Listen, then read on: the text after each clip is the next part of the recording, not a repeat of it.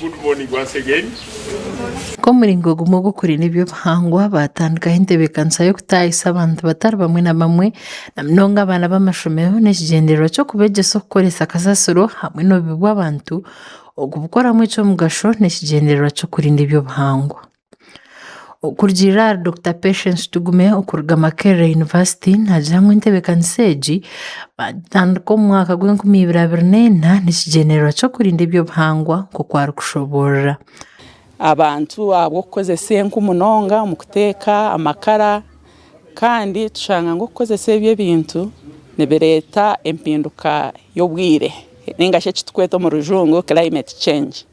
So tuteekateeka ngu twakozesa ebintu ebituhikire hiihi ebikuba biri omu maka nka ebyokurya ebitukunaga usually kutukurya emwe tubinaga.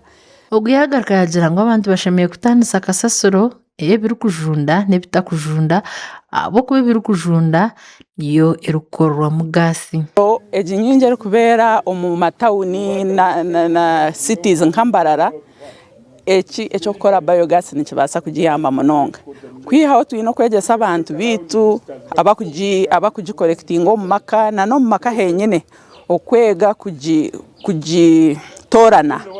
Kandi Profesa Byarugaba Bazirake orukwebembera abahangwa aba yagira ngu ekigendererwa kyabo n'okuyamba abantu barikukozesa enku munonga omu tawuni okwejunisa akasasiro zaabo okukora gaasi z'okuteekyesa.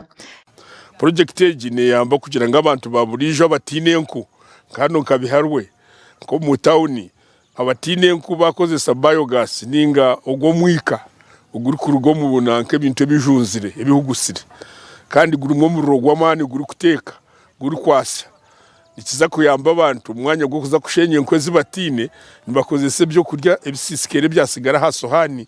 Yahiga abebembezi nangwa na gavumenti okutwara obujunaanizibwa bw'okwegyesa abantu okukoresa ebintu ebibiine omu maka gaabo okurinda eby'obuhangwa.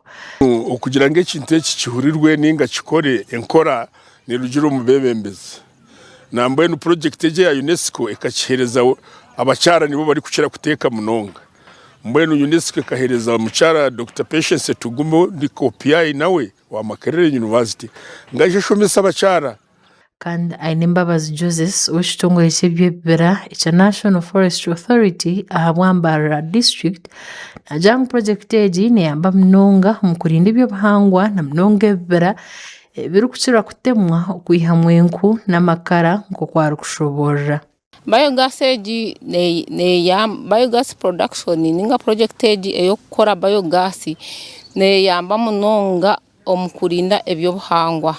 Ekyokureeberaho biogas egi twagikozesa ninga twaba tugikozesa nikimanyisa ngu omwanya gw'okugyenda kutema emiti ngu ntwenda kwihamu enku ninga ntwenda kwihamu amakara ntuba tukozesa biogas. Wabebembire abayegesibwa Profesa Mauda Kamatenesi yagira ngu enkora nk'egi yateeba omu amaani neeza kuhwera emyanya nka Mbarara City abarikuteganisibwa akasasiro okureebuka ngu bagiganyirwamu. Mwenu twakwata ebintu ebi tukabiihamu buri omwe nagira biogas omu tawuni natandika kugiteekyesa kandi neemereza na right. So mwenu mwakireeba kandi twabademonstrating hariya mwakireeba ngu biogas eriho neekora so tikyo kugira ngu kiri hare.